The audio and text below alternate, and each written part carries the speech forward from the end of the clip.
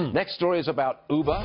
They posted a $708 million loss. Our guest, the aforementioned Peter Shankman, is not a fan of Uber. He is the host of the Faster Than Normal podcast, and he's a marketing guy. Peter, welcome to the program. Good to be here, sir. Now, listen, I use Uber a lot.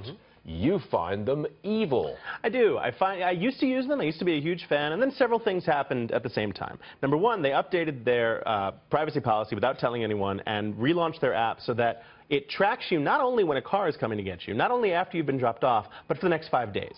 Why does it need to know about what you're doing for the next 5 days in your app? And you can't shut it off unless you delete the app. That's number one. No, I'm quite serious. You can look that up. Now, I did not know that. Yeah. I've got the Uber app. Yep. If you've used it recently and you go into your settings, you'll find that it's still GPS tracking. So even though I tell my settings part, no, don't track me, don't tell anybody where I am, the Uber app will still tell Uber where I am. It used to be on all the time. So they've made a few changes. Now it's a few days, but still, why? Okay. You don't need to know where I am 6 hours after you drop me off. I know, I'm with you all the way. You make a good point on that. Now, what else is wrong? You know, the CEO, this is a company that was started by a CEO who's a young kid. Not that there's anything wrong with that. I started my company's young kid.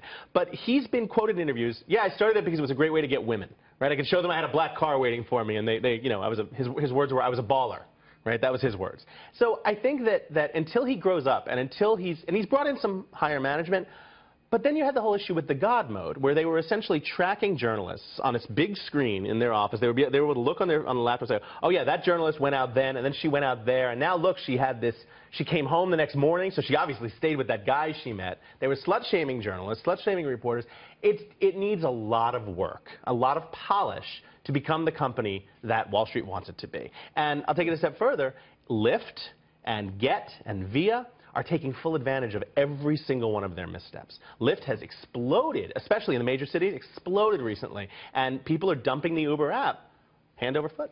You know, you've told me a couple of things that I did not know, and I appreciate that. Pleasure. You know, I was skeptical of your appearance this morning. Most people usually are, but you know, I try to show up a little bit.